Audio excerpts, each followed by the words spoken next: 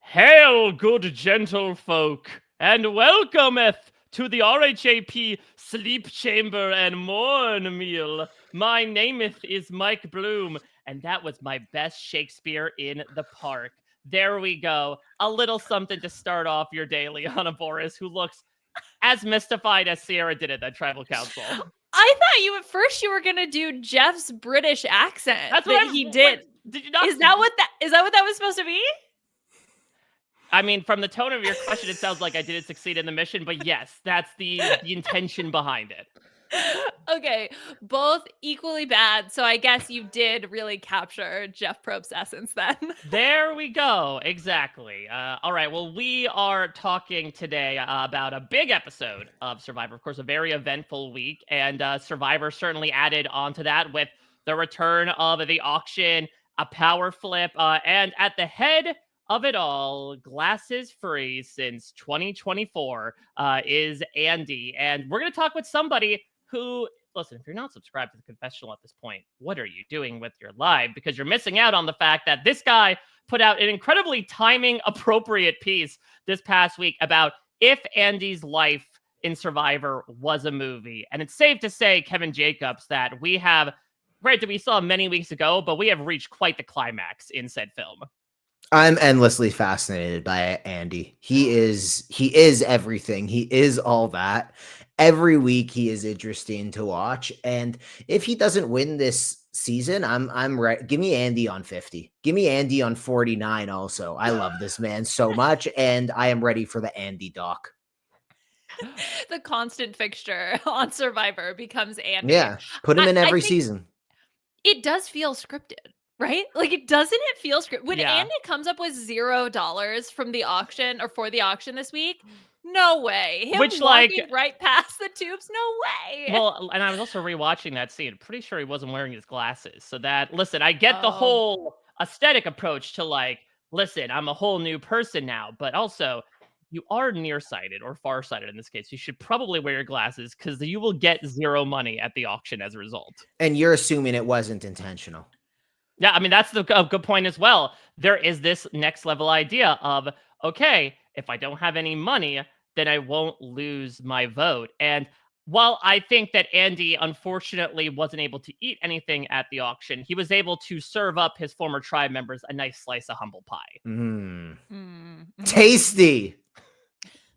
Well, I think also if it was intentional, there was an opportunity to have food shared with others, which was really glossed over in the episode. I don't remember who won the cake, but then, Sierra, maybe? Sierra had a peanut butter dish that she chose not to share with him.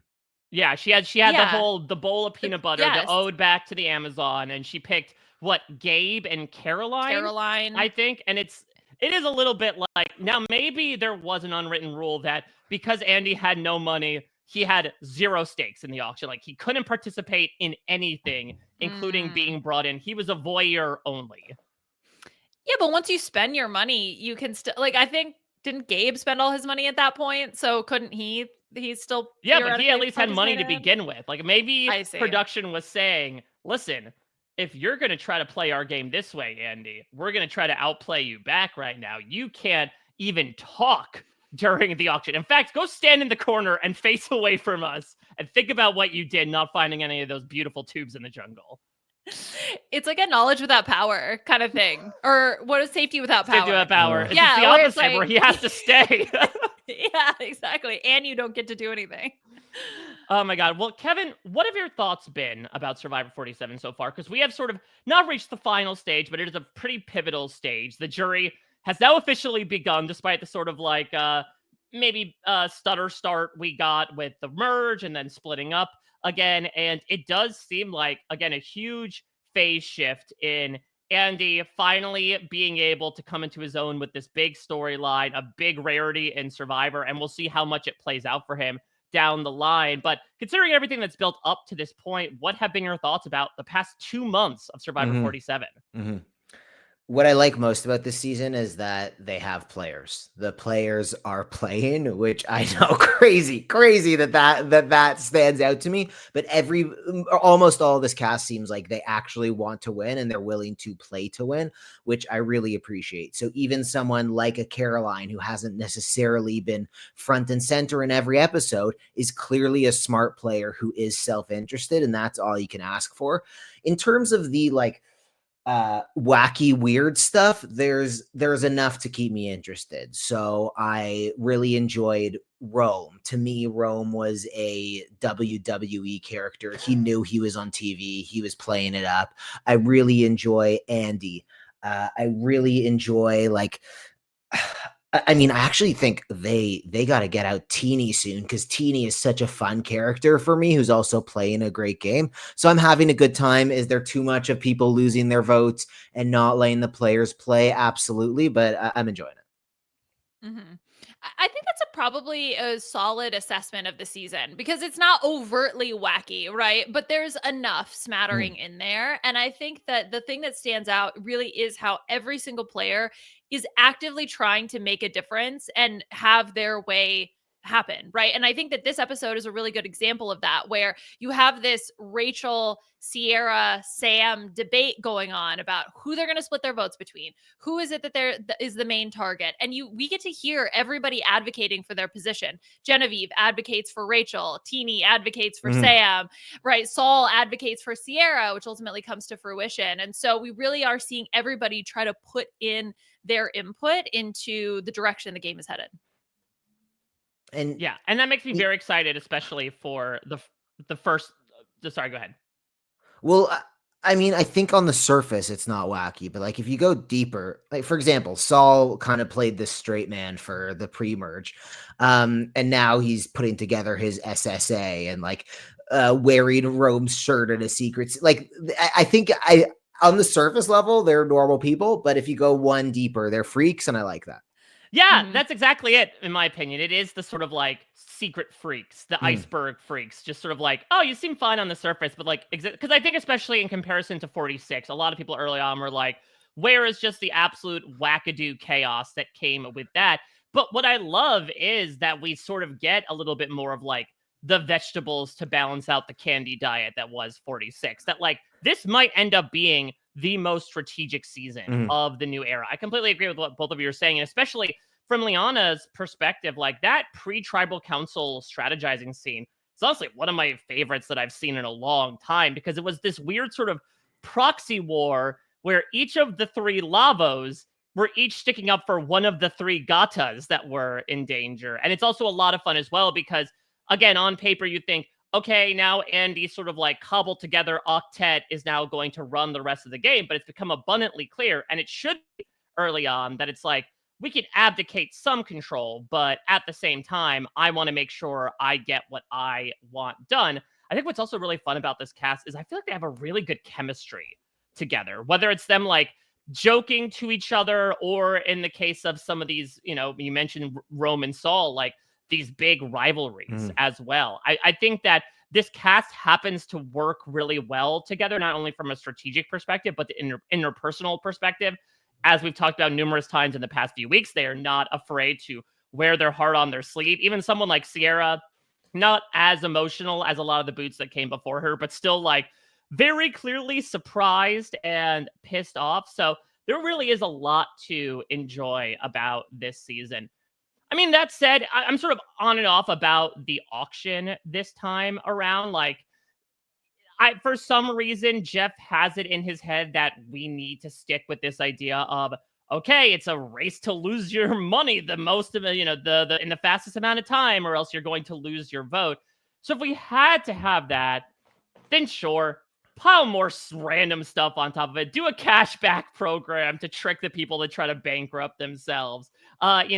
Do the whole Monty Hall stuff. In fact, do it even more. If we're just gonna keep on complicating a knot that should just be a simple bow line, then throw as many ropes in there as possible, just to make it as, again, odd and weird as possible.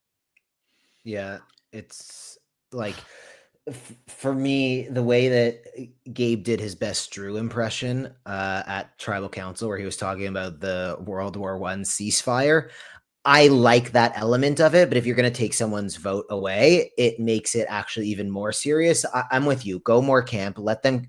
I think let them keep their vote. Like, don't make it an arbitrary thing like that, and get even weirder. Throw more fish eyes in there. Throw more grub in there. Have your family lined up and have one person get a family visit. Like, let's get as weird and crazy as possible. That would be wild. That would be absolutely wild if you could bet, or even if it was just a phone call or something, right? More I practical. hate this idea of you need to spend all your money, because to me it makes why? What is even the point? It's like, what auction is like that? Like, auctions are so fun and exciting because you get to see people doing these bidding wars. But what ends up happening is, because it's like, oh, I need to save my money because there might be something better coming on down the line. Like, that's where the intrigue comes from. Right. What ends up happening is then it's just like, whoever has the most money bets all their money, and then that's it. It's done. And then it's like, well, whatever item I have, that's what I deal with, right? Just because the losing your vote is such a big deal that you're not willing to do that. So fine, I'll eat the fisheye, I'll eat the worms, whatever. Like, let me just get rid of my money. And that's so dumb. It just takes away all the fun from the auction. I actually forgot about that twist until Jeff mentioned it. And I looked over at Puya and I was like, you've got to be kidding me. I was so mad that it came back. I hate it. I really, really genuinely hate it. And there are very few things that I really hate in Survivor. And for some reason, this is like the one thing I've decided I just really strongly dislike. Yeah, and so I don't think it's a coincidence that the first 5 items were done in the way of like a typical Survivor auction, right? Except for like Jeff puts up the first item and says, all right, whoever bids $200 right now goes. And like, okay, sure. I guess that being the first item is a very interesting way to start the auction, but maybe does represent a microcosm of, to your point, Liana, the just spend as much of your money as possible. But I think that once we get past item 5, where Jeff pulls out the weird Shakespearean voice, then we start getting into, okay, item 6 was the apple pie. Saul spends all his money. Item 7, Rachel spends all her money on the burger and fries. Then Genevieve spends all her money on the tray of sweets. Then we get into, the weird stuff going on with the grubs, which again is fun for me. Like, Jeff talks about it on Fire. Like, he just wanted people to eat bugs again for whatever reason. Maybe he's feeling nostalgic for Borneo like the rest of us, coming up on year 25 of the first season. And so he thought, like, all right, I'm going to do a challenge inside of the challenge. The auction is a challenge in and of itself. But you could feel such a stark contrast for me between, okay, this is just a fun and fancy free auction in the first 5 items versus, okay, we got to get down to business with item 6. Okay, now my goal is less so to get food. That's more a corollary. My goal, first and foremost, is not to expend my vote. So I'm just going to throw cash, make it rain at Jeff whenever it's possible. Well, I think the other thing is okay, so like, format aside, this is why I completely agree with the both of you that just lean into the camp, right? Because you got Jeff doing a British accent. You have Jeff being super, super interested in Kyle becoming vegetarian for Survivor. Like, that was sort of weird. Like, we got this sort of weird fixation. We got what was the breakfast surprise? Oh, outwit, outplay, out breakfast, sunrise spectacular. Is that like on the Ponderosa menu? Did he make that up on the spot? I really hope. I think I don't think he made it up on the spot. I think he wanted to do his best Denny's and try to like create a signature dish. And I'm obsessed with it just because, now, like, could you imagine Sierra now going back to Ponderosa and being like, okay, can I finally have that now that I had to eat a bug or decided not to eat a bug to get this now? And also, the phrase outwit, outplay, outbreakfast makes absolutely no sense. Yeah, it's totally congruent. Yeah, it's amazing. It feels like if you were doing some sort of corporate event, right? And they come up with these customized Survivor buffs, and it's like outwit, outplay, out Q4 sales. And it's like, sure, I guess that fits in that it begins with out, but it makes little logic by comparison to the other 2 words. That's so good. That's so funny. It's so stupid. That's great. More of that. More of the cashback program, which didn't impact anything.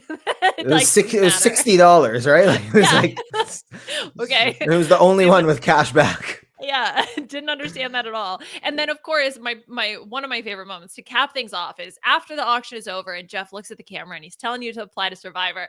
The auction looks fun to apply on Survivor, dips his pinky finger in the peanut butter and licks it off.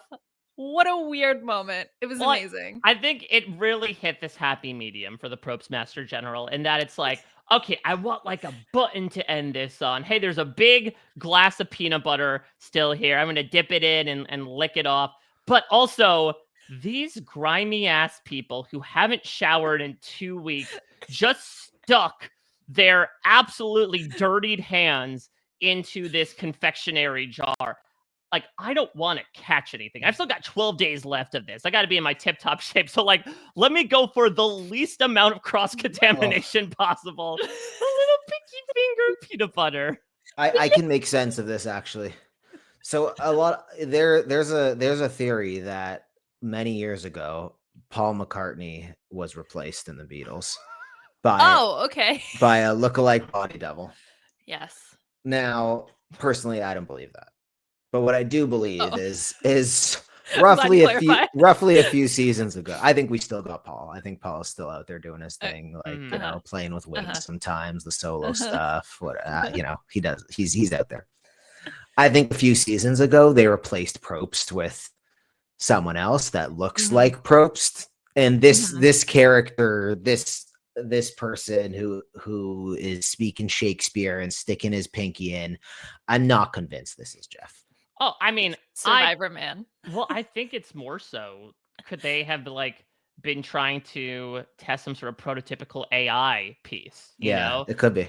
Like, obviously, maybe this version of Jeff, to your point, Kevin, predates a Chat GPT and that craze, but maybe they were trying it out. They're trying to adapt it into a physical flesh and blood model, and so they have just like completely lost the plot. You have AI Jeff being like, does anybody else go to the carnival and play these types of games? And they're like, we don't know what he's saying right now. We can't pull him away or the entire guide is going to get given up. Yeah. They gave it a prompt and they were like, hey, when you walk into the auction with this item, can you say it in iambic pentameter and a British accent and pretend like that's Shakespeare? And then he goes out and he does that. And it's like a little bit uncanny and you just sort of, okay. Yeah, I love the idea that the devs are just like, okay, what weird stuff can we make this AI do next? Big Brother got Ainsley, we get AI Jeff Probst. It all makes sense. Oh, well, I think maybe Jeff had some more janky moments than Ainsley. I mean, the new era is a little janky-esque in that it's Jeff, like, getting glee sometimes out of the personal tortures that these people exhibit. I want to go back to the Kyle of it all because, yeah, I'm surprised, frankly, that, like, PETA has not called for the banning of the show, considering, like, I'm not sure what the tone was to take away from that scene of, like, good for you, Kyle, succumbing to eating the wings, or was it more so meant to be like a quirky, you know, Kyle's responding being like, I'm such an animal. I can't look at myself in the mirror anymore. Are you saying from like Kyle's perspective? Or just the idea, like objectively the idea of, okay, this guy has this standard that he didn't want to harm any animals. He talked about this a few weeks back in a secret scene. And now he's like, I'm too hungry. And then just downs a bunch of chicken wings. Like, that is a little odd on paper. The tone was confusing. The tone was very confusing. He like really was disgusted with himself. And he's also like, I'm just hungry. And Jeff's like, yeah, eat it. Okay, I 100% agree. And on top of that, when he eats that first wing, he cleans that bone. That is a man who knows. Like learn how to ride a bike. Like, you never forget how to dust off a drumstick. Exactly. Yeah, he was definitely just smiling too much, and I don't know if that's just Kyle in general. That's true. Or out there he was just like excited. I mean, they're already dead, Kyle. You know, just go. I mean, can't bring him back to life. What I will say is, like, I think the dynamic that has brummed up to become my favorite thing is Kyle and Saul. Like, they feel like they're two sides of the same coin, and that they are just such unique personas, right? Like, Kyle kind of always has this really positive way of speaking, even if his day's going wrong, where he's talking about, like, I won my 3rd immunity challenge. That's great. I'm probably going to get voted out tomorrow. But you know what? Today's pretty darn good. And then you have Saul, who speaks like this. And even when he's incredibly angry, he's just going to sit around and say it like it is. And like these two are two sides of the same coin. And so I don't think it was a surprise whatsoever in retrospect that they absolutely love each other at the beginning of this episode. They're just like the I feel like they're the king of the hill, like those four guys, like just like standing there, like, yep, got the like cut off the top of the coconut, yep, you know. Yeah, they have the same communication style that That's like the doesn't thing. quite match. You know And in what I that secret mean? scene that you're talking about, Kevin Saul's like, Rome and I really hated each other. I kind of want to wear his shirt. And Kyle's like, you should definitely do that. That sounds like a great idea. And then he just like puts it on and I'm gonna do something crazy, and he just kind of like stands around in the shirt and doesn't really do anything crazy. Yeah, like seriously, people look out for this dynamic. This is one of my favorite duos, maybe in recent memory on the show, because they talk about how Survivor is a once in a lifetime experience where you get to interact with people that you would never talk with in real life. They just pass by on the street, look into look into your own phone and don't really give the time of day. I think, to be candid, these guys are, for lack of a better term, soulmates. And I'm so happy that the two of them have come together right now to just bond over having these like plaintive, contemplative personalities, and also over the fact that these kids haven't seen the Karate Kid. That is Yes. that is disgusting. They can bond over references. They're getting along. It's great. We love that. I mean, close enough. Welcome back, John Lovett, complaining about like, these people don't know these references. See, he would have fit in well with these guys. We just had to get the one from each tribe together. They could have all been BFFs. I do want to briefly go back to the outwit, outplay, breakfast surprise, or whatever it was called.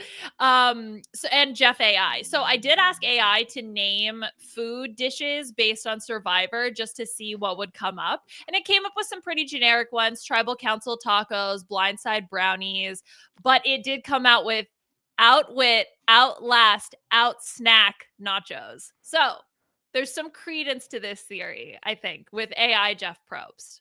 Outwit, outlast, outsnack. Outsnack nachos. Liana, that's horrific. That's horrible. That is just so bad. Look, I'm not saying that it's good, but I'm saying that at least that same pattern of yeah. It's better than out breakfast. Okay. Yeah, like it's close.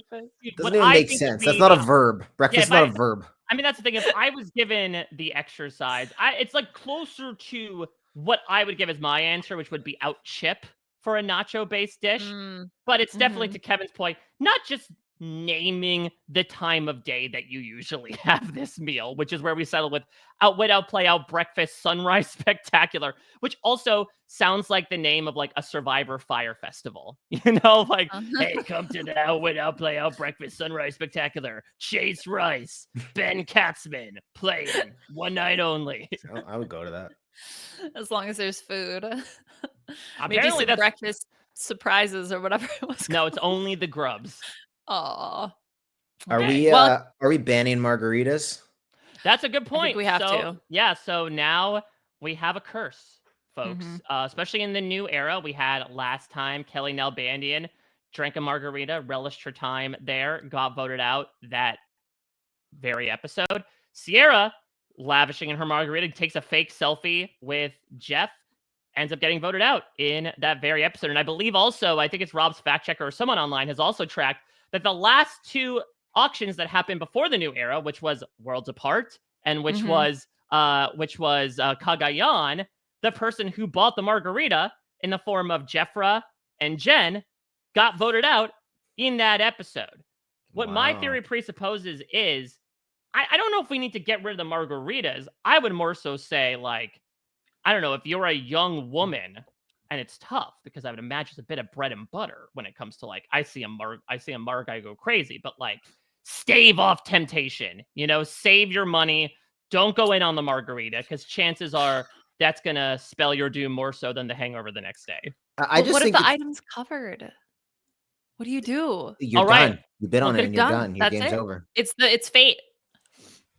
I imagine they just, if they were to stay in the game, they would just wake up with the worst hangover. Like, you've barely eaten and you have this giant you have this giant margarita that's filled with sugar and booze, and then you just wake up in the Fijian sun, like sweating. Like maybe they're winning by getting voted out, because I imagine that morning would be absolute torture. You've had 200 calories that day, and you're drinking this giant bowl, and you wake up and you're next to like Dan Foley, like nightmare.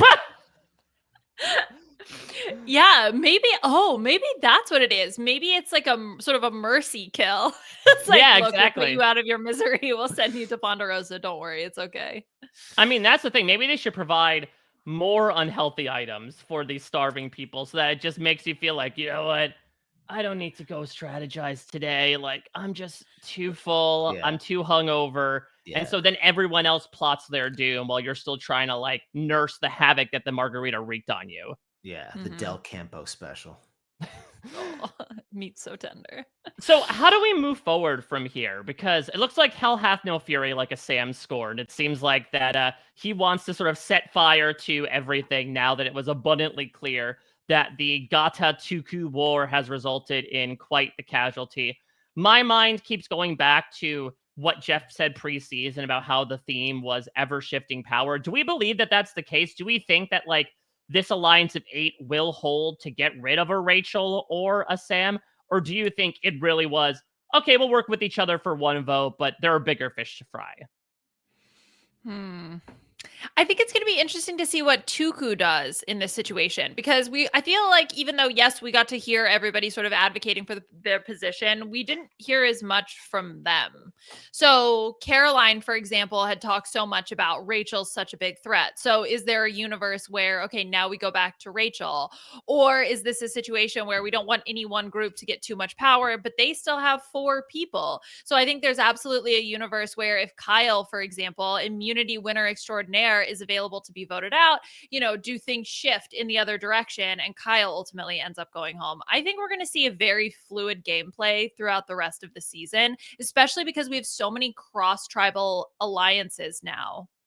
Rachel, Andy, Sam, marked as safe from next episode. Ooh. They're gonna be good. The power's moving too fast, and now that, especially when you have the sort of power duo of Sam and Sierra, one's gone, they're gonna move on. I actually think Sam and Andy are going to. I almost think with Andy, it's part of like, I don't know, I want Sam to myself. Like now that Sierra's gone, I think he's gonna work on that relationship again.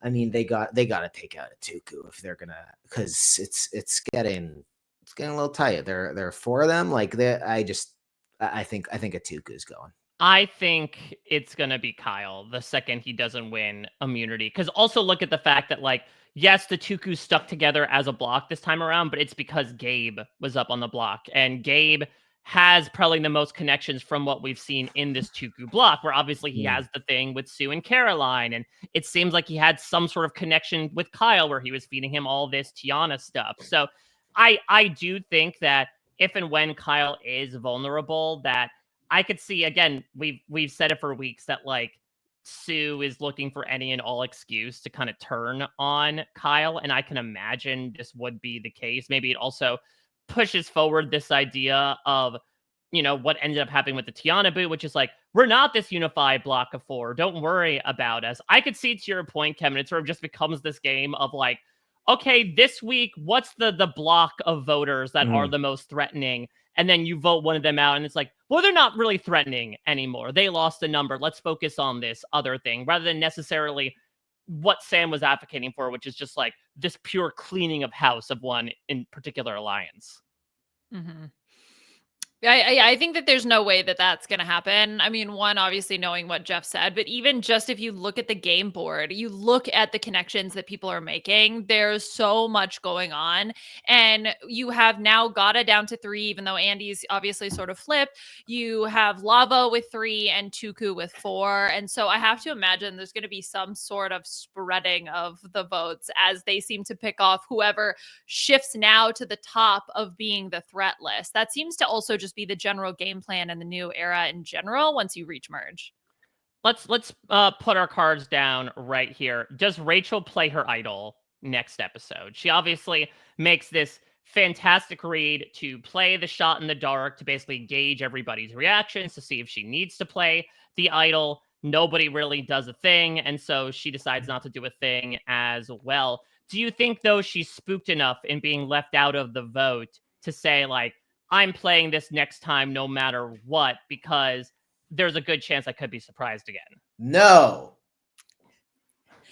No. There is nothing better in this season than being on the bottom. Someone is going to scoop her up, be it Genevieve or Teeny, or maybe she's already in Saul's secret agents. Like, it's if you are visibly, which she isn't necessarily, but if you're visibly on the bottom, which she gets credit for making herself seem that way, like you're good. You're gonna survive the next vote. I think she'll be safe. I don't even think she's gonna be an option.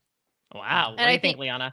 Well, I think I agree with Kevin. I think that also by her playing her shot in the dark hides the fact that she has the idol to a certain extent, even though obviously we know because she's looking around trying to gauge people's reactions to her being safe from the shot in the dark.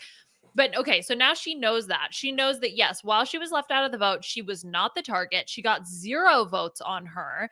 And now she has this completely secret idol. I think that if she can work on those relationships and if she starts to hear, I mean, especially if Kyle doesn't win immunity, there's no way she's going to play it, right? Because even though we know that there are some people who are looking at Rachel, specifically Caroline, I think that that isn't going to come to fruition until a little bit later. So I think that Rachel is probably safe, at least for next week, to not be playing that idol. What do you think about the way of finding this idol? I mean, we've talked about in the seasons past, like putting it underneath the shelter, but cutting open the tart, I guess, like, I should say putting a slit in the tart to reach in and grab it. I mean, this is maybe one of the riskiest idols, I think, besides outright finding it in the middle of a challenge. I would love to have heard what her game plan was if she got caught, right? Yeah. Because that's just something I would think of. So I would say, okay, obviously I'm going to go for it. But if someone comes by, what am I going to say I'm doing? Like fixing the shelter? I don't know. Because she did it with everyone there. That's wild to me. Two things for me. One is if I was one of the other 10 castaways and I was in the shelter and watching this on TV, I would be hitting myself. Like, that's so embarrassing for them. Wake up, look around. There are 10 of you, look around. And then second, if I'm Rachel and I get caught, I'm leaning into it. I am saying I'm playing this tonight. Maybe I will, maybe I won't, but I'm okay. You know about it. Cool. Here's my idol. You play around this. This is a power play for me. Yeah, that's the thing is that, and it would make Jeff so angry, right? Because we talked about this last week, Liana, that you could tell that production maybe isn't the happiest. Like, they're happy that people are playing idols, but not with the fact that people basically just make them like, you know, one-time uses and that they pretty much amount to nothing in terms of ultimate outcomes. If Rachel got caught and had to make it yet another public idol that she basically had to use that night and have no impact on the vote, that honestly might send Jeff AI into overdrive. He might need to be rebooted after that. Yeah, that's janky week. Yeah, we're gonna have AI, the death of Jeff AI, and we all have to mourn it and sing a song as he's dying. In this season, it would make sense. Probst. Probsty, we love thee. We love thee. That's so sad. Oh, yeah. I mean, look, it was definitely a ballsy play, but clearly she could sense that she was on the outs. And especially when you just come from a tribal council, well, essentially you're dead man walking until Saul gives you that advantage. Which also, that's the other thing. What do we feel about Saul telling Rachel that he was the one who gave it to her? Because we had discussed this last week about maybe like he shouldn't. I know there was a lot of discourse about what he should be saying, but ultimately it does seem that he wanted to tell her to cultivate that relationship to get the SSAs up and running. Yeah, I mean, you and I talked about this with Mary last week, Liana, that, you know, this is an opportunity to make a connection. I think, and I even alleged this as well in last week's podcast, that there must have been something off screen that he was clearly trying to work on. And he makes that clear, obviously, in the opening here, that yes, maybe it was a way to also earn goodwill with the Lavos and the Gatas, but it seems first and foremost he had this personal connection with Rachel that he wanted to foster.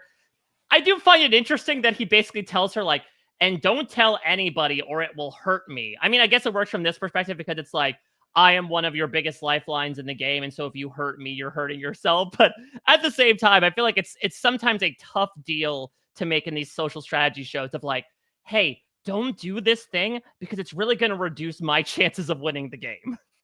Mm-hmm. I actually think he played it really well.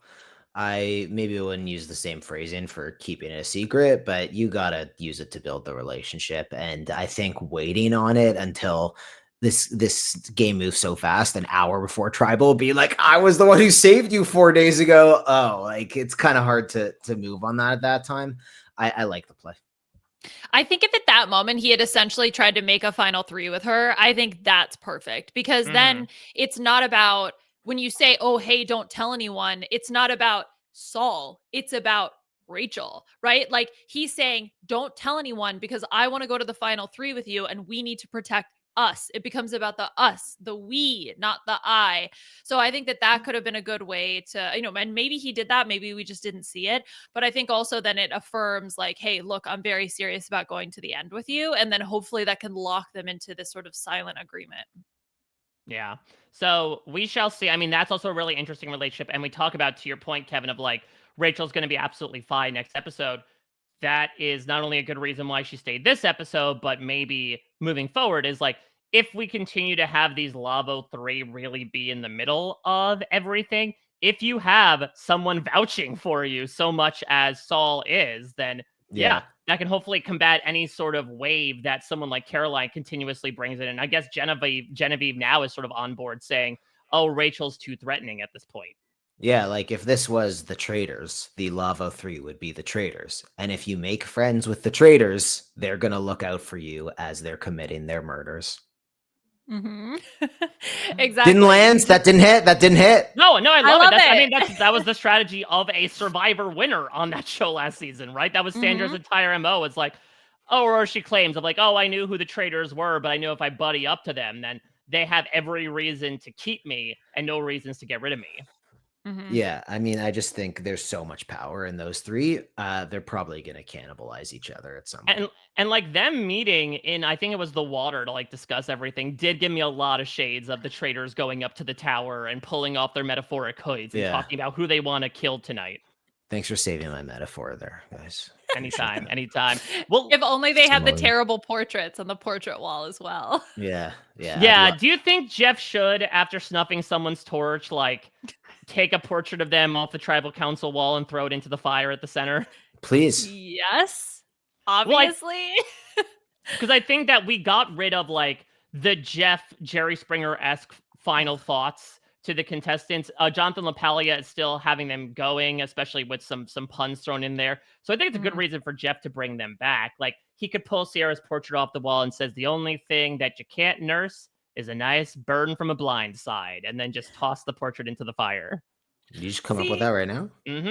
That's amazing. So you just hire me, Jeff. I can be your ghostwriter there. I'll whisper into your AI ear. I'll give you the prompt. Yeah. You just have to type it. You can do it remotely. That way you don't even have to be there. Well, let's... do you have anything to say?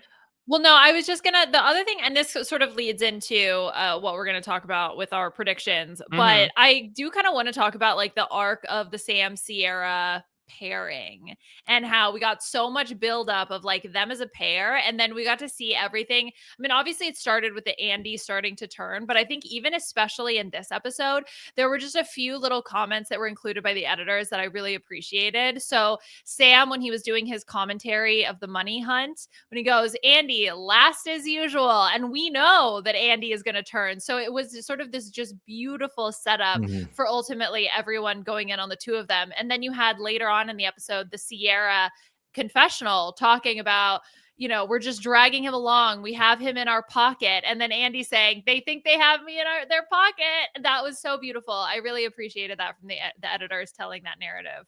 I've also talked about this on social media, that it is my low-key theory that, yes, Sam does not end up with the lowest amount of money, obviously, by default. Andy does, but he does end up with a low enough amount where he ends up, succumbing to the most amount of money, least amount of votes twist, in a manner of speaking. And I think partially it's because he was outfitted briefly in the middle of the jungle to hold on to a bamboo tube and do some sort of breaking news report as everyone else is running around him. Yeah. They screwed him. Reporting live. Yeah, damn it, Sam. If only you were, I don't know, a detective or something. They wouldn't have pulled you aside for occupational-based confessionals. Yeah, exactly. It's his own fault. Shouldn't have been a reporter. Well, The go ahead, Gato Kevin. relationships, I don't know. I'm on another planet. The Gato relationships are really interesting. My head just keeps going to like the first episode or two. Rachel and Andy had some weird stuff going on where Yeah. they like kind of hit it off, and then Rachel's like, I can't work with this guy. I'm waiting for the ball to drop on something there. Yeah, I do wonder how that got followed up on because obviously, it's a little bit of discord for us of, okay, it seems like it's Andy, and then wait, why is it John Lovett? And we found out a little bit from people like Annika and like Sierra about how maybe that wasn't necessarily the case, but obviously the two would have had to have some sort of conversation in those intervening days between, Andy panicking in the middle of the night and waking Rachel up to now. I am intrigued to see like if they ever got on the same page or at least feigned it, because a lot of, and understandably so, a lot of this, Carrie-esque edit of Andy is coming from Sam and Sierra because they're like, we're specifically keeping Andy in for this reason. But obviously on a tribe of 5, a tribe of 4, you're talking with everybody. And so I guess maybe we'll find out next week exactly where they stand. I mean, it should also be noted as well, like, I'm trying to remember, because obviously Andy is the one that at least is portrayed as spearheading this. He does not mention Rachel. He says that specifically he wants revenge on Sam and Sierra. Maybe it was because mainly they were the ones to throw his name out at this merge feast. There's more to this story. Yeah, That's what is Sam said during that interesting. confessional. Well, we got no update. We've got no update on their relationship, Rachel and Andy. Nothing. I mean, we didn't even get it. I mean, I guess maybe I'm thinking in the Annika boot a little bit with Andy, but that was more about talking about sort of laying the fake play and pretending to be, oh my gosh, I don't know, I'll do anything, whatever you guys want, but nothing really about how he feels about Rachel. Does he want to work with Rachel? Does he want Rachel gone? Nothing. We've heard nothing about that. Yeah, which is interesting as well because, like, who's part of the SSAs? Like, we know there's one member so far, but who else is part of it? Is this a fledgling organization? And do they know? Has Saul deeply laid these plans? I mean, maybe Kyle could be a part of it as well. Like Kyle, Rachel, maybe. I would say, I'm trying to think of like, of the Lavos, who is he closer with? I guess Genevieve, because he was having more conversations with Genevieve pre-merge than with Teeny. It seems. I'm not entirely sure though. We need 90-minute episodes to flesh this out properly. Well, that's the other thing is interesting is I didn't even realize this until my second time watching. They didn't do the opening credits this episode, which was a sign of like, oh, they had so much to cram in here. And I think it's because the auction took up so much of it between the money hunt and all the items that they went through. So, and you only give Caroline 2 seconds of eating the eye. Meanwhile, Austin had a full episode to himself. Austin had an outright act break where he takes a bite into it, commercial break, and then it came up and he was still eating the eye. Come on. Caroline Justice for Caroline. She seemed to enjoy it during the gross worm eating. I think that's something Jeff said. It was like, Caroline seemed to enjoy it. So maybe she wasn't giving the gross reactions that they wanted. So they just yada through it. They were like, you're too badass. Can you stop doing this? I mean, my favorite thing about Caroline, I don't know if it's just in this episode, but have you all noticed like Caroline being one of the best support systems you could have out there? She's like, oh, they want to go for Rachel, which I am so excited about. Good for you for doing this. Like despite the fact that she is clearly doing stuff, she was in the pivotal swing vote position last time, and she has a rather hands-off approach in this episode, but every time something is brought her way, she's like, you go, girl. Absolutely do that. I would have wanted to do that myself, but you're the next best outcome. So there's this thing in improv where once you know the yes and, but the way the yes and goes with characters is, let's say I'm someone who hates everything. You could be like, oh, I love you, and I'll be like, I hate that. Or you could be like, oh, I just won the lottery and I'm giving you everything, and I'll be like, that's disgusting. Caroline has this like good filter where I feel like somebody could like trip her and she'd be like, oh, that was such a good prank, or like she'll eat a fisheye and she'll be like, oh my god, this is such a fun experience, great idea. I think when she gets voted out, she's gonna be like, you guys, like that was so good, I'm so happy. Here's the thing.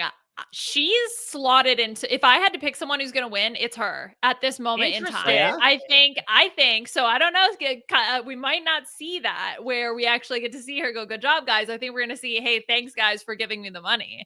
I think it's a combination of, we're seeing, again, tall poppy syndrome, the most elevated, tallest characters. I mean, obviously not physically, but they're the ones that are getting cut.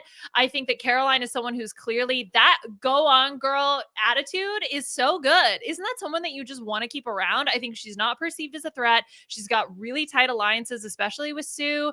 She's gotten a confessional every episode. I think that there's a lot of evidence that she could ultimately end up being our winner. So we shall see. Well, one person who will unfortunately not be the winner is the first member of our jury in Sierra. As we proverbially toss her portrait into the fires around us, let's talk about how we thought Sierra would do in the pre-season. So, Liana, good news. Nowhere to go but up. Your winner pick is gone. Yeah. Okay, well, let's see how far you climbed out of this hole. How did you think Sierra was going to do? Well, I think I did climb a little bit deeper. Oh, so what? I had Sierra pre-jury. Okay. I said that Sierra's positive personality should have helped her make connections, but for some reason she didn't click with the pirate alliance, which I named R, which is Andy, Annika, and Rachel. The R I got alliance, you. because they're pirates. Yes, I came up with that. I know. I'm so clever. Leaving her strongest connection with Sam. When Gata loses immunity, the pirates refuse to budge on Sierra, forcing Sam's hand to let his ally go. Despite her short run on the show, Sierra was a fan favorite because she got a number of fun camp life segments, including the recreation of her American Idol audition. Her ally was Sam, and her enemy was Annika. Oh, bold take, having her, out her cross-network previous reality TV appearances. I don't know if CBS would F with that. Well, it was the generic version, right? Gotcha. Like, we're not saying the name of the brand. It's the generic singing show. Yeah.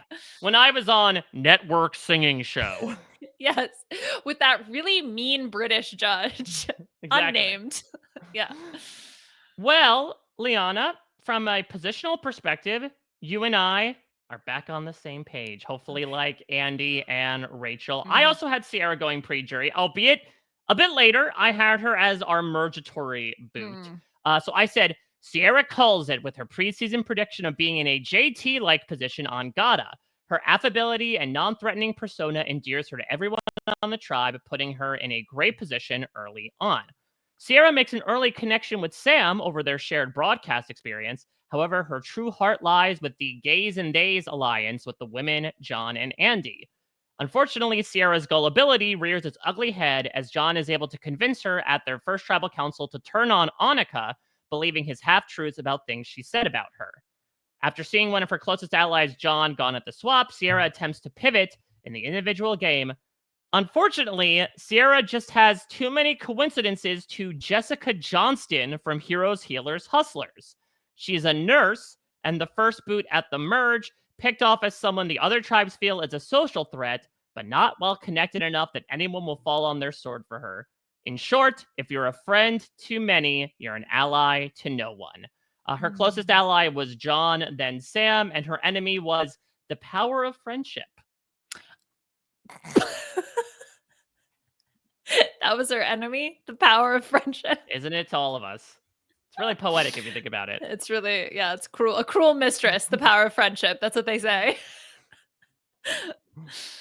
Sorry, Kevin. This is what you have to decide between. It's picking between which grub you want to eat, basically. Yeah, exactly. Yeah. Do you want a fisheye or do you want a grub? Those are your two options.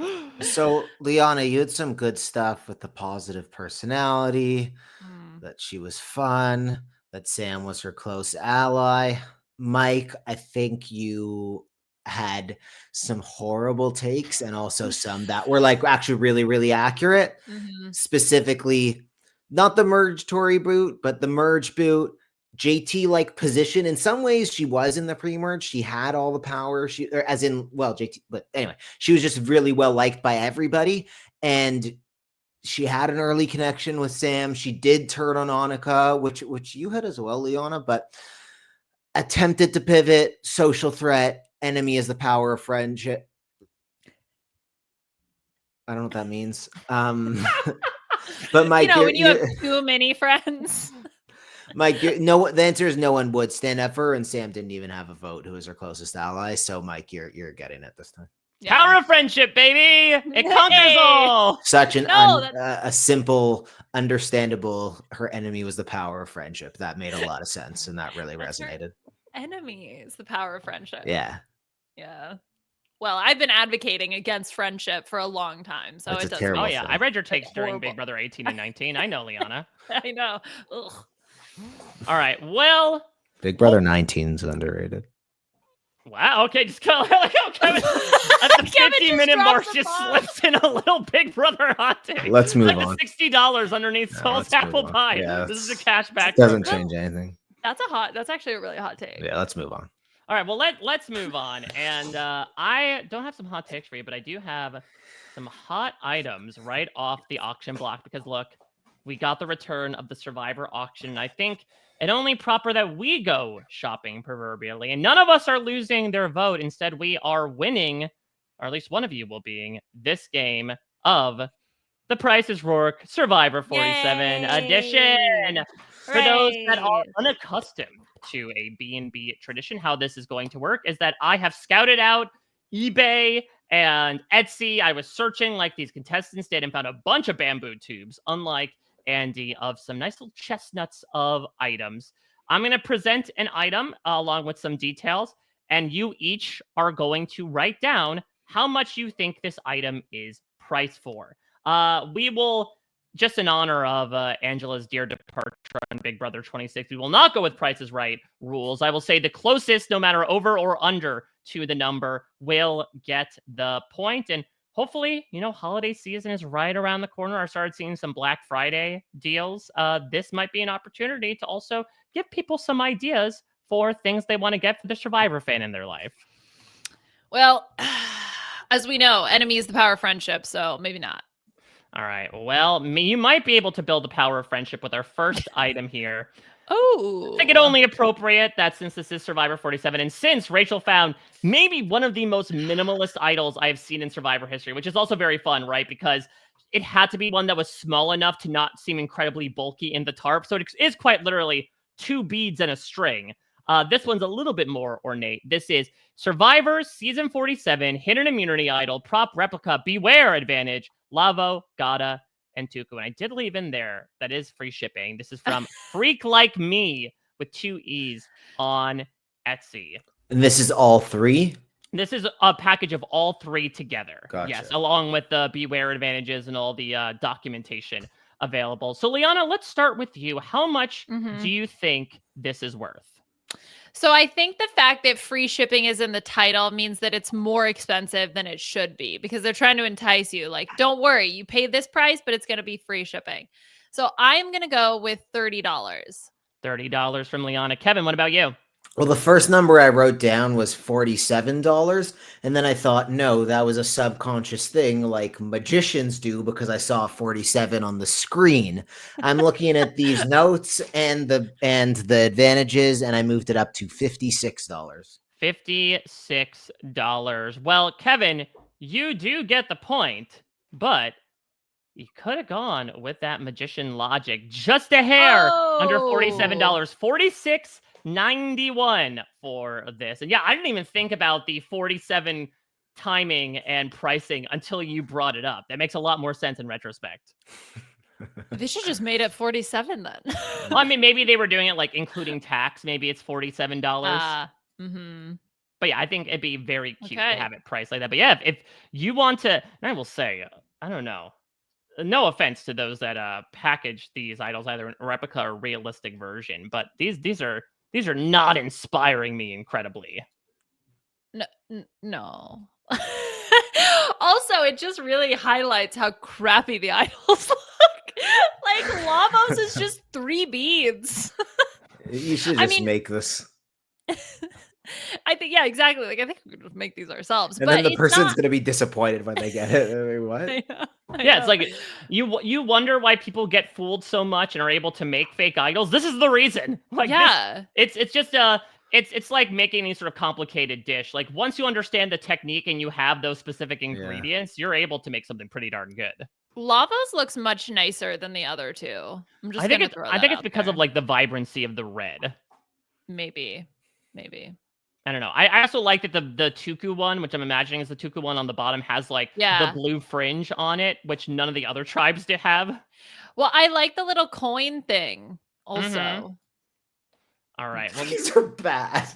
congratulations, Kevin. We're You were able to guess the amount of coin that this was worth. So you were on the board with 1 point. Let's Woohoo. move into a bit of a throwback here as we go from our most recent season to one in the past. So, CBS Survivor short sleeve t-shirt, season 13, Cook Island. So, this is interesting. I found this on eBay. This is from a Planet Gear company. But what I find incredibly interesting is that this isn't just like a crew shirt that has the logo for Survivor Cook Islands on it, right? And this does say Survivor Cook Islands on the bottom. I'm not sure how official it is, but it has this illustration of a ship docked with another one in the background with a bunch of boxes and paraphernalia in front of it. And it says in a banner above it, Kia Orana, may you live on. I believe Kia Orana is a Maori phrase that basically is like a blessing, a heartfelt wish for a long and fulfilling life. I have no idea if this is from the year 2006 or someone just got inspired by their most recent watch of Survivor Cook Islands and made this independently. But it is a very interesting illustration considering what we're used to in terms of Survivor merch. I believe the Kiorana is also the literal translation is may you live on. So it's like, Ah, or may you live long or something like that. So it's live like, long may and you live prosper. long, may you live on. Yeah. It would just kind of go, I'm not gonna lie. This is actually kind of dope. I like this. All right. Well, it Yeah. might be yours for the price of Wow. question mark. Kevin, Yeah. how much do you think it's worth? I am going to multiply season 13 by 5, and I am going to go with $65. Oh, $65 there. Liana, what do you have I'm to gonna say? say 25. All right. Liana this time gets the point. Yeah, 1988, Yeah. which is Okay. what the image on this shirt looks like it's from. More like 1888. But yeah, Share that link with me after, Mike. Nah, I listen, know. I got it all available for you. It's a good So yeah, deal. only $20 to buy this. Again, I'm just Yeah. mystified by this because I've never seen this image. I'm gonna in say my it's not life. official merch based on the price alone. This is not official merch. Or the logo. It's nice. Yeah. But Yeah. All right. also, I Well, don't know if I want to walk around with a Survivor Cook Island shirt. It's Like, very is that low the on my season? list. yeah, well, Yeah, I I mean, don't want listen, this. there's maybe a handful of seasons that would have worse merch to represent, but only a handful of seasons. I think there's one worse season. That's it. Like this I mean, is you could just put a sticky note on it that says like Survivor Cook Islands minus episodes 1 and 2. Like after that, I was a full-throated supporter of it, but maybe not the first 2 episodes. yeah. All right, moving on. Our next item, Survivor fan greeting card. This is from Penchant Paper Co. on Etsy, and it reads, and by the way, go to bit.ly/pricesroark47 if you want to take a look at these. I realized I should have mentioned that at the top, but better late than never. The card reads, I love that we can watch old seasons of Survivor together and judge the contestants' gameplay as if the episodes didn't air like 16 years ago. Interesting argument, Liana, that I don't know, are they advocating for like it happened years ago? You can't say and argue against anything that anyone did. It was a different time. Yeah, they're really, it's like, okay, if you go to Cook Islands, for example, and you're debating the choices that were made, we can have that discussion now. Like it didn't just air however many years ago. So, it's like Survivor, it's always of a time, right? It's we can always discuss it. I also love the fact that Jeff Probst has no face on this greeting card. This is the AI Faces are Jeff hard to Probst. draw. It's like it got erased, or maybe he's wearing a face mask that covers his whole face. I don't know. I can't tell. Look, I get it. Drawing faces is hard. It's cute. I also like the Nixon thing. I am not a crook. with his fingers. We're getting a lot out of this. What I'm intrigued by, Kevin, is the fact that, like, yes, the greeting card industry is one where it can just pop out a bunch of different phrases that don't apply to every scenario. I really can't think of a single time that I would use this card whatsoever. This is very specific to two people who specifically watch old seasons of Survivor together and judge their gameplay as if it did not happen. 16 years. It's also, what season was 16 years ago? So this would be 2008. So this would be sort of on the back of like Micronesia and Gabon. Yeah, you know, you're just sitting with the boys on the couch judging Gabon, you know. And then someone hands the card over to you like, let's not do this. Yeah. Well, here's the thing though. Maybe this actually does make more sense because Survivor is sort of in its this rediscovery period where people are going back and rewatching old episodes. So who knows? Maybe this is a bestseller. All right. Well, Liana, let's see how much of a bestseller this is for you. How much do you think this sells for? I'm going to say $7. $7. Kevin, what's your guess? Yeah, so the way I wrote down my guess was 16 divided by 2 times 1.5 is $12. Kevin going for the $12 greeting card, like something out of I don't know, the paper store or something. Unfortunately, it didn't get you a lot of paper in the win here. $6 for the most niche greeting card I've ever experienced in my life. I live in a city, like, it's expensive here. I am astounded by that's an amazing deal.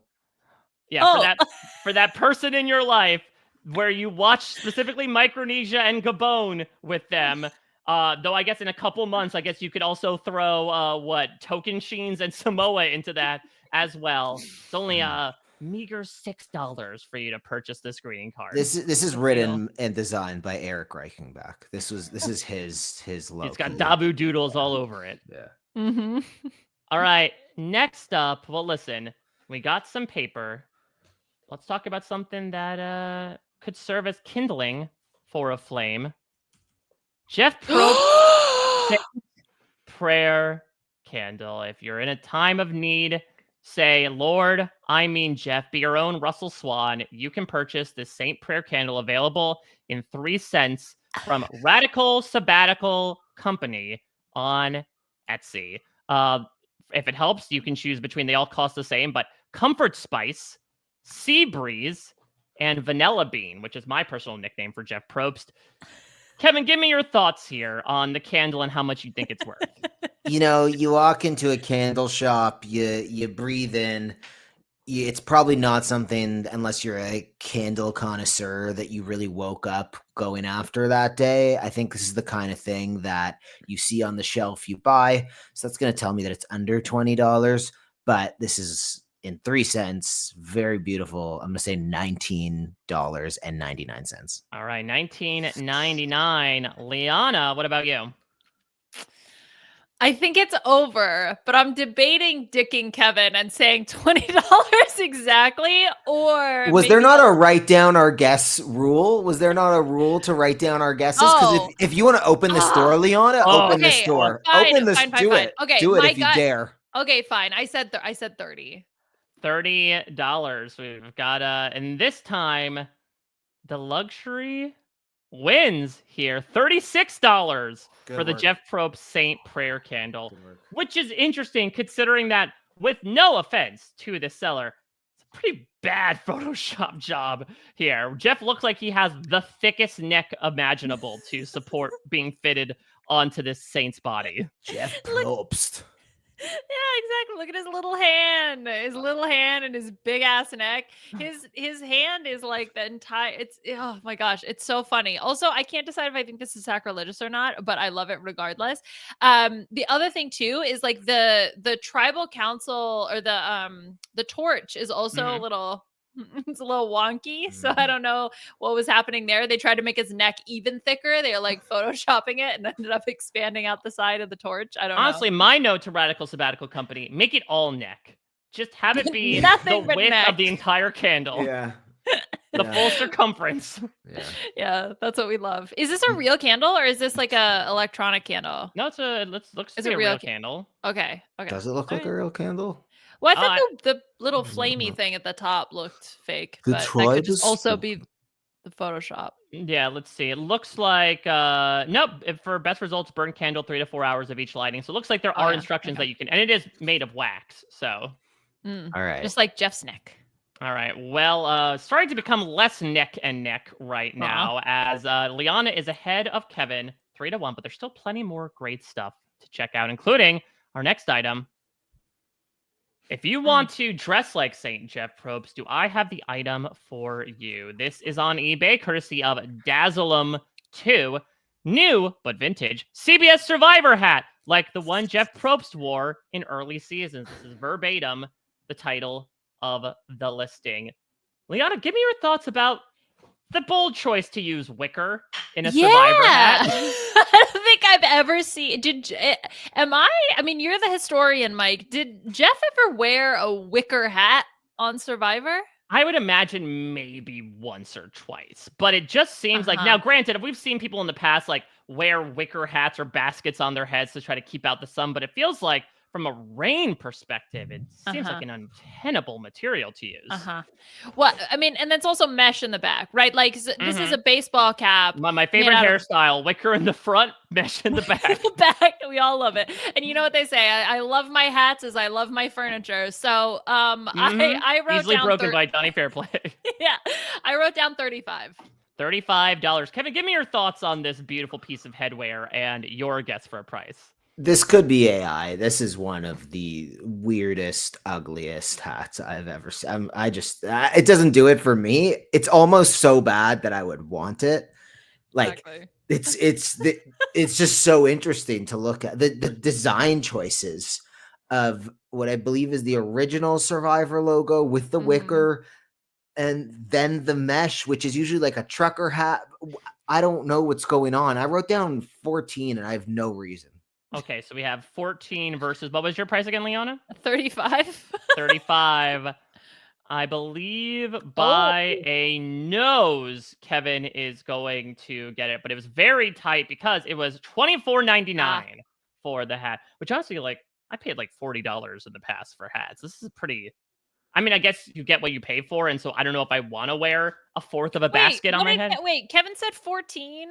Right, which would be what? Oh, $10.99. So you get it, Liana, because you were one. 35. Yeah, exactly. By a difference of what? 2 pennies. Yeah. Oh my god. Wow. All right. Thank you for correcting my math on that. Your numbers person, Liana, through and through. I know. Screw letters. I'm getting dominated. It's all right. Listen, there's still plenty of time here. There's still plenty of time. Like Andy looking for money. Well, maybe you're doing it on purpose. You have your glasses on. That's the first step towards improvement. Well, of course, one of the biggest items of Survivor merch that exists out there, especially on eBay, are the buffs. And so I figured let's check in on a classic here. The Ometepe buff from Survivor Redemption Island. Don't worry, it does have active odor control, as the tag says, but this is, fresh out of in pretty mint condition from eBay. Still has the little stand and everything. This is from KAGR 1574 on eBay. So let's go with, whose turn is it? Kevin, at this point, how much do you think this buff is worth? Again, not sold officially by the buff company. This is sold by a fan on eBay. Yeah. So I buy a buff probably once every 3 or 4 seasons, and I feel like usually we're in like the 30-ish USD range, something like that. I know that buff collectors are a thing, so these get popular. So I mean, I wrote down 43, but I feel like it's low. I'm gonna stick with that. All right, because it's Redemption Island. Who wants Redemption Island? Okay, Kevin. 43. We were on the exact same page. I wrote down 44. That's okay with me. Well, I respect it. Yeah, so Liana, I would say you would edge this out, but it's not really edging out because you were both exorbitantly underballing this. What? $350. So more than some of these people at the auction spent on these items when they were purposely trying to spend as much money as possible. This is No what an Ometepe way. buff is worth. And is that like the going rate if you're betting on a sort of rare buff? So it depends. Like, for example, one that I was thinking about throwing in here if it wasn't this was Yeah. the unused green merge buff from Palau that went for, I think, $249 Okay. on eBay. Oh my So, I mean, it really depends. For me, from my experience, getting to research these for these games over the years, it really comes down to, like, sometimes it comes down to season popularity. Sometimes it just comes down to, like, almost the opposite effect of, like, well, there's no demand for Ometepe buff, so I'm one of the Right. only people to hold on to it. So for you completionists and Mm. collectionists out there, you're gonna have to pay an arm and a leg to get it. Super interesting. Oh my gosh. All right, let's move on here. Let me just make sure I got the right item. Okay, next up, something you can wear around your head to something you could wear around your wrist. So the Cook Islands t-shirt was not the only throwback here. CBS Survivor TV show bracelets, colored rubber silicone, stretch, wristband, Probst.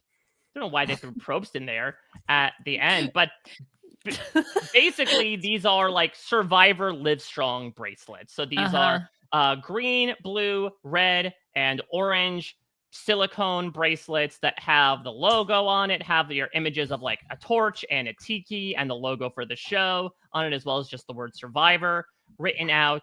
So Liana, 2000s nostalgia is in nowadays. Does that affect the price point of the listing that I got from what did I get? SI like 504 on eBay. Well, I like the idea of including Probst, like it's going to help the SEO of your the item. algo loves Probst. They love it. They love him. I did write down $20. I have no concept. This could be $5. This could be $1,000. I have no idea. All right, $20 for Liana. Kevin, what say you? Liana, I too am in a mental pretzel. It's after that $350 Ometepe buff. But so if I were Mike and I was the snow, Yeah, the get in maker my there, head. Master. I would think, okay, that was an expensive one. Let me do a cheaper one, but that's what the people would be thinking. So I'm going to do one that's a little bit more expensive. So for that reason, I wrote down $70. Oh man. Well, much like Vizzini in in The Princess Bride, you outthought yourself, Kevin. $10 for the Live Strong bracelets. They're But so Kevin- cool though. They're so Exactly. sweet. They should raise the price. Kevin would pay $70 for These are nice. What about what are these called? What are these bands called The again? Live Rubber Strong silicone. bracelets. Remember, like what about the Live Strong completionists? yeah, exactly. I mean, Yeah. I was trying to remember, and I maybe have Mandela affected myself, but I'm fairly sure at least one person wore a Live Strong bracelet on the show. For sure. I would believe it. Oh. All right. Well, moving on to our next item here. I would say that people who love Ometepe buffs, the algo, you don't have to put Probst in the title, might be suggesting this item to them after The their book. purchase. The book. You're throwing up the book. A Boston Rob magnet. This is a magnet for your fridge or any metallic item of your choice that is just an illustration of the head of one Robert Mariano, not unlike the one that was made out of wood on the Island of the Idols. He's Who's staring first? into my soul. Look at his lips. Yeah, they are pretty plump. Nice stash. Yeah. Okay. How big? Oh, okay. Yeah. I'm glad we have the finger for scale. So I was it's gonna like- say, yeah. I mean, if Yeah. you want Big. exact dimensions, I can give it to you. This is that's from okay. Pretty Good Cards on Etsy. Yeah. So Kevin, give me your thoughts here. Language of origin. Yes, see, I believe it's Maori. Boston Okay. Rob is actually Maori for the Rob that doesn't suck. Can you use it in a sentence? Sure. Why would anyone buy a Boston Rob magnet? Boston Rob magnet. $16.83. Boston Rob magnet. $16.83. All right, Liana, what say you? Oh my gosh. I all I want to do now is buy a bunch of these and hide them all around the house. But I am going to go. I'm That's my hoping favorite type of Easter tradition.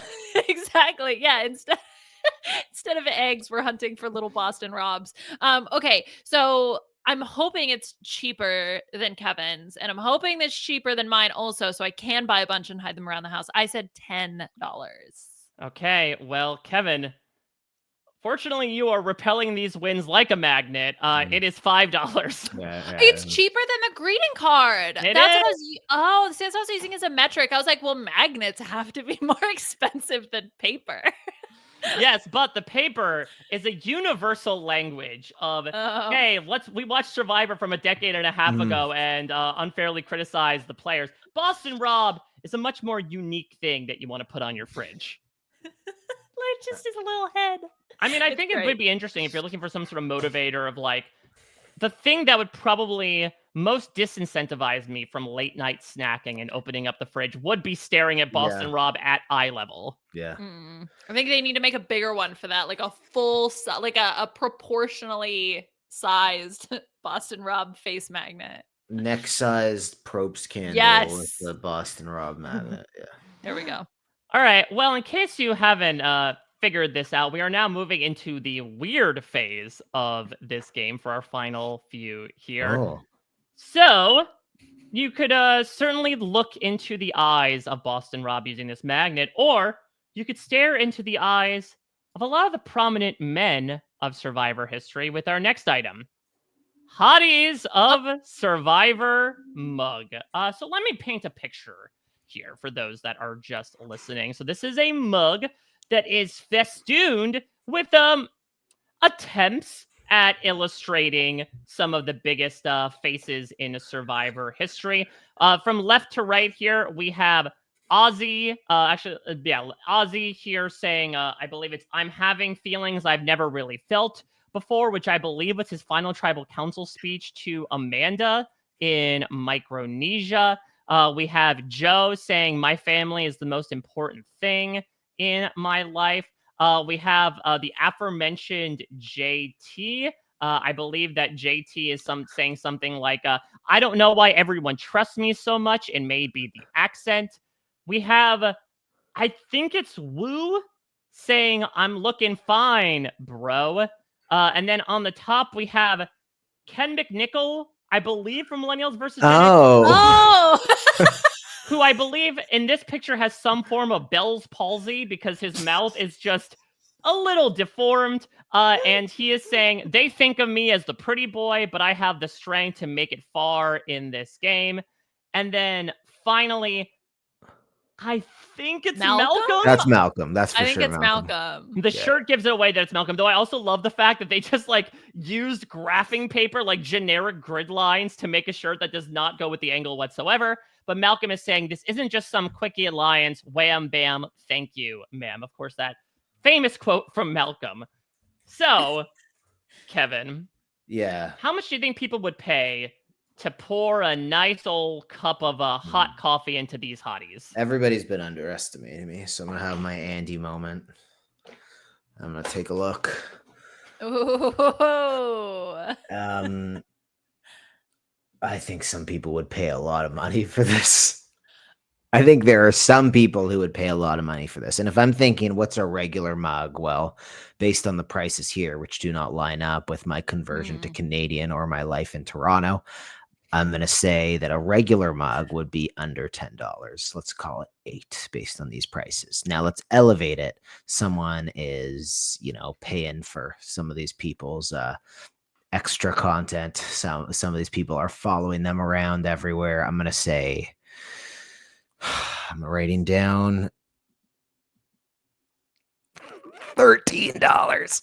Lucky number 13. Liana, give me your thoughts about this as you surreptitiously move it into your cart on Etsy.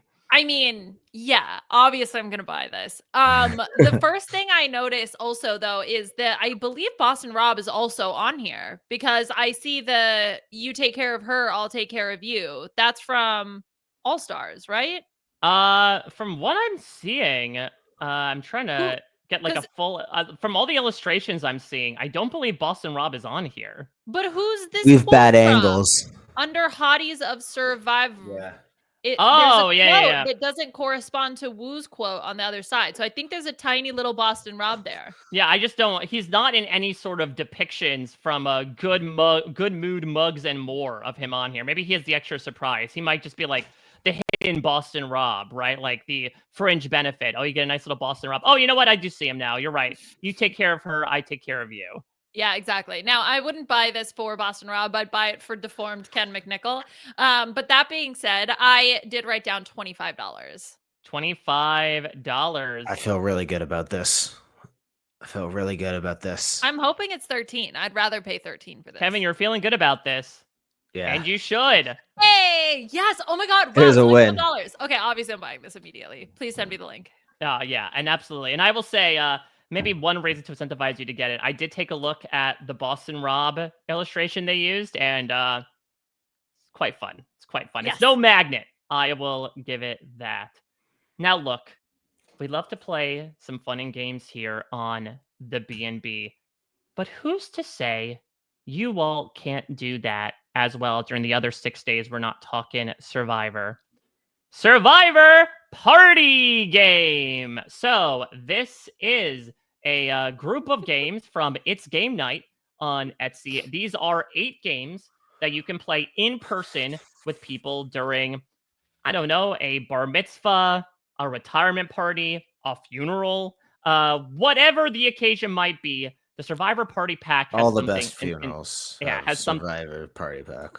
It has something putting that in in my store will. for you, and I can answer some questions about it. I will get into much more detail about this after I Okay. reveal the price, but I'm happy to open the floor to anything y'all might have to ask for any qualifiers about buying this. Language of origin. It's debatable depending on I'll get into it. Oh no, that was a joke question. Outwit, outplay, Survivor? Yep. Out breakfast? Out Where's breakfast. where's the out snack? Where's the last part? of I the mean, phrase? maybe it was like copyright infringement that they just took Outlast. I mean, Outplay is the more game specific part of it. So maybe they Yeah. felt like Outlast just didn't make sense for the pretense of this. Outplay, out game, or something like out party. Okay, anyway, whatever. So, okay, I assume, are you not going to tell us what the 8 games in one are? I can before tell you, we I give can our tell you what the price? 8 games are. Okay. I mean, I'll get into more detail about them next time. But the games that you have available are Survivor Charades, Survivor Challenge, Memory Cube, Survivor Timeline, Survivor Trivia, Sea Crate Puzzle, Survivor Auction, and Shape Puzzler. What? Well, that's all very clear to me now. Do we all not know Shape Puzzler? Shape Puzzle. Oh, the classic game Shape Puzzler.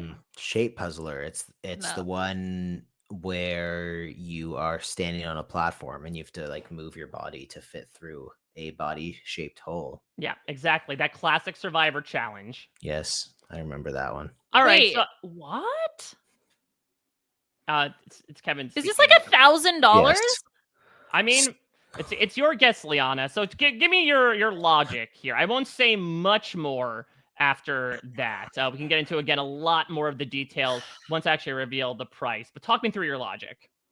Okay, so a few things stand out to me. One, the image is a graphic, not a physical item.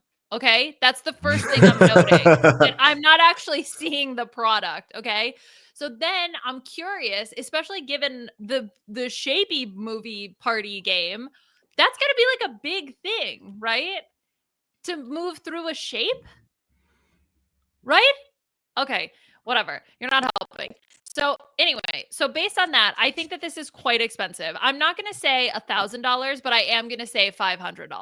$500 for the Survivor Party game. Kevin, Yes. What'd you guess? Yeah, I'll tell you what I wrote down. So I went to grad school for the social science of artificial intelligence. And one of the courses I took, which naturally fell into that, was the user experience design of board games. It was an elective. And I did some research into board games and the production of them.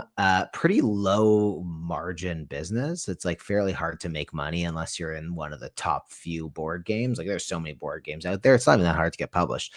But so I've looked around, and I think over $100. It's pretty rare for people who aren't really, really involved to get it. That said, some people love Survivor so much. I wrote down $59.99.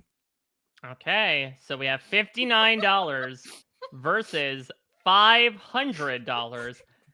And somehow you both still got over here. It is $15.03. That is because it is a largely digital thing, where it's all the stuff is given to you. Whoa! Wow. And you better believe I bought it. And so I will Are we answer gonna play it?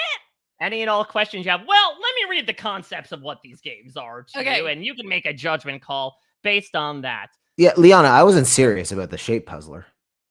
Oh, Though I get it, though, because it's a very confusing thing.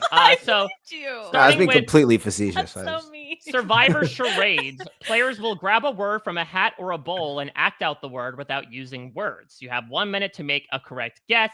I got given a list of charades words that includes things like fire, that includes Survivor terms like blindside, that includes, terms that we associate with the show we love, like bird watching. That was part of yes. Survivor charades as well. Let's move on here to the incredibly Wait. No. Hold on 1 sec. So you got a list of words that you have to print and cut up and stick in a bag. Okay. Okay. Don't you worry. There's a lot of DIY elements that are behind this. Okay. Let's go to the very specifically named Survivor Challenge, where in Survivor Challenge, you are given a set of challenges to do on a team. And then basically, like, whoever comes in last in that challenge is automatically eliminated, or you can play in 2 teams, and like the team that loses has to vote each other out. Sort of like, if you ever played Flip Cup like that back in the days. And there are some pretty tough challenges here. We have throw up spoon and catch it by the handle. Oh! Throw in the air. We have vomit a spoon. flip a roll of toilet paper and land it on your finger. I love that Survivor challenge. That one's my favorite. Yeah, that's the best. For everyone stares at each other, first person to laugh loses. And I think transfer cookie from forehead to mouth without using hands. That's a classic digital And game. I think my personal favorite, write alphabet.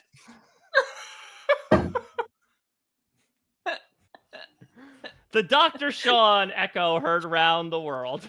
Oh, I need them to do that. Everyone stand in a circle and the first one to laugh gets eliminated. I need that on. To be fair, we have had Survivor challenges in the past that literally were pick out the same colored rock as your loved one. So like, we cannot balk at this point. That's fair. That's so fair. Memory Cube was the one where it's the one where everyone is like, Jeff has a cube and he's showing a sequence of symbols and you have to replicate it. But it does involve cutting out your own memory cube of ornate symbols for you to follow along with. Yep. Survivor Timeline. This is an interesting one.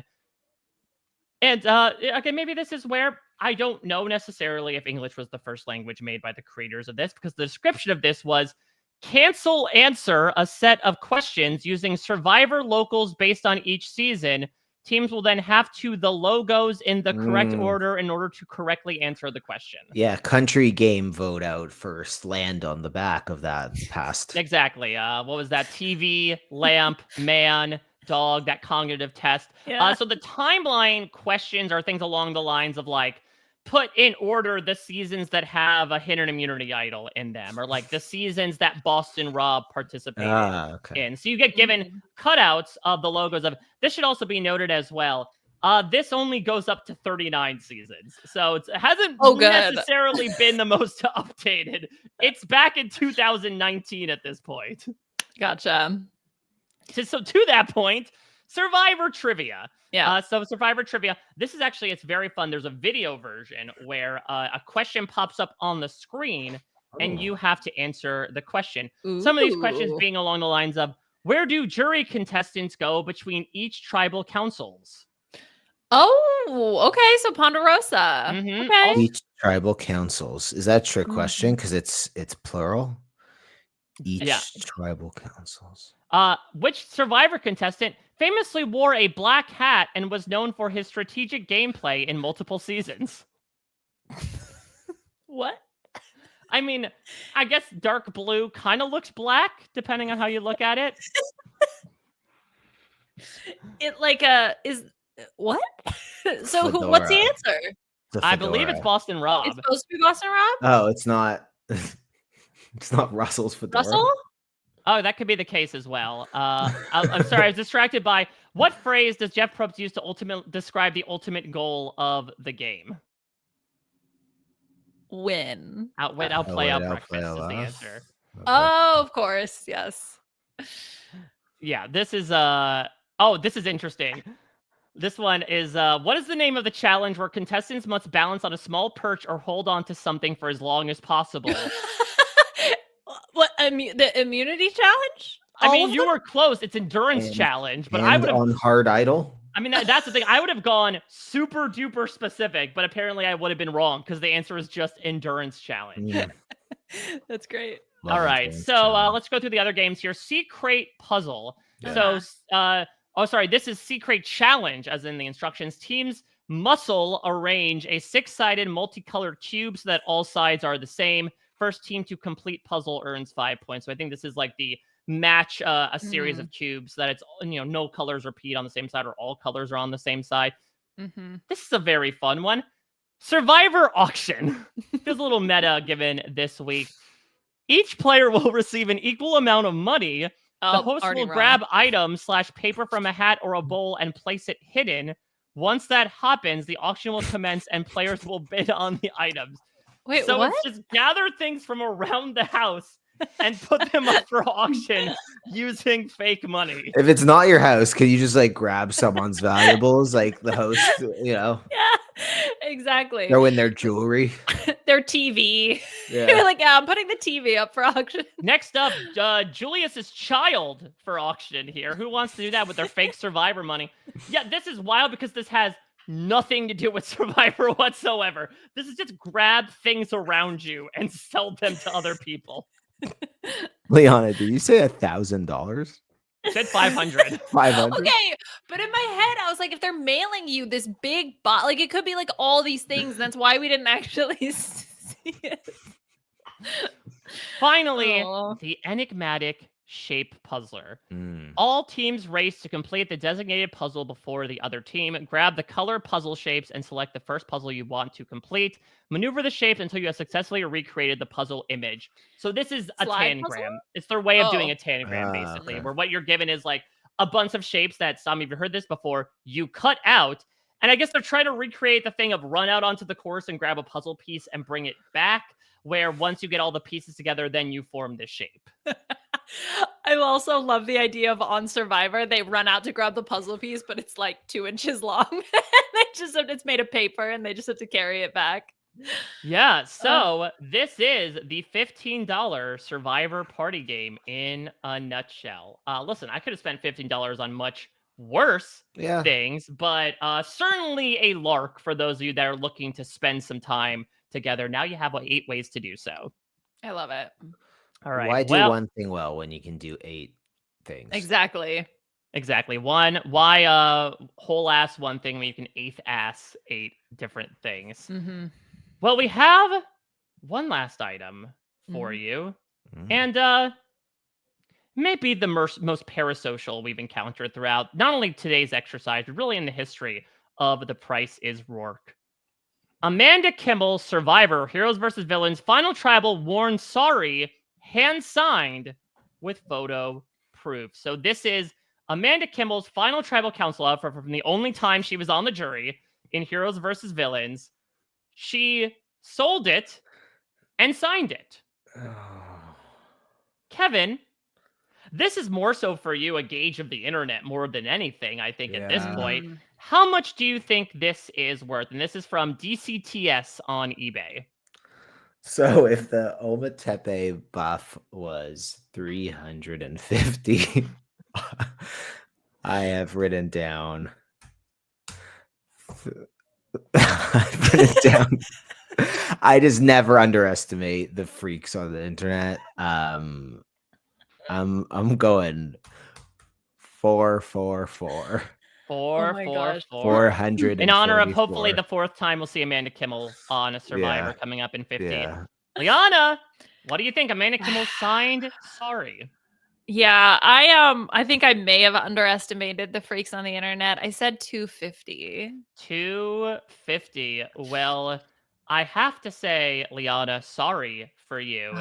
Kevin is closer, but as Kevin said, never Oh underestimate no. Amanda Kimmel fans on the Ah! internet. That's what I would have said for the game.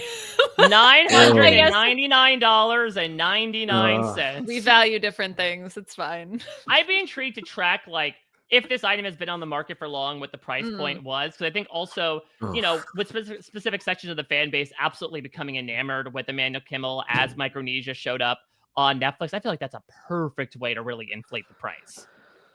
Yeah, that's possible. This Wow. ruined my day.